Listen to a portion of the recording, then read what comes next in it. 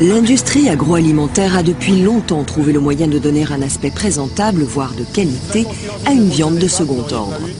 À ce titre, la poudre Activa, en provenance du Japon, accomplit de véritables miracles. Il suffit de saupoudrer cette enzyme sur des petits bouts de viande et après les avoir placés 2 heures au réfrigérateur, vous obtenez quelque chose qui ressemble à s'y méprendre à un vrai morceau de viande. Une mutation digne de Frankenstein. Ce que je vous propose, on va faire un test à 1 et un test à 0,8 à la rigueur, et puis on va descendre. Parce que d'après ce que vous me dites, tout est bon.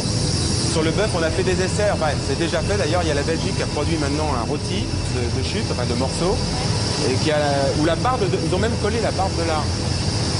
Donc ça veut dire que c'est faisable.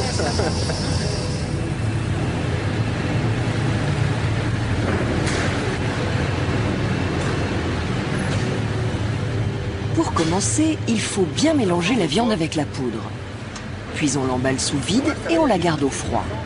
Au bout d'un petit moment, la poudre Activa produit une sorte de ciment riche en protéines qui relie les différents morceaux entre eux.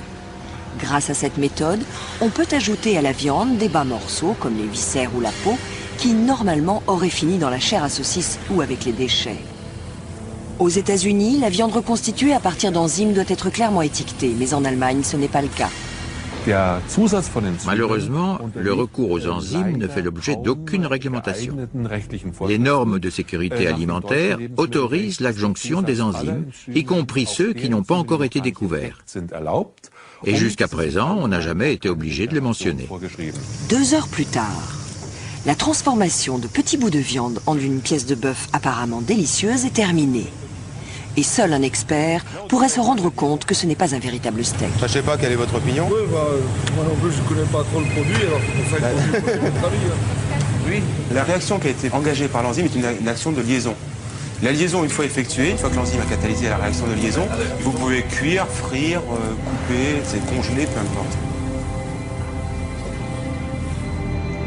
Le consommateur qui s'apprête à acheter une de ces viandes dans une grande surface ne s'apercevra de rien.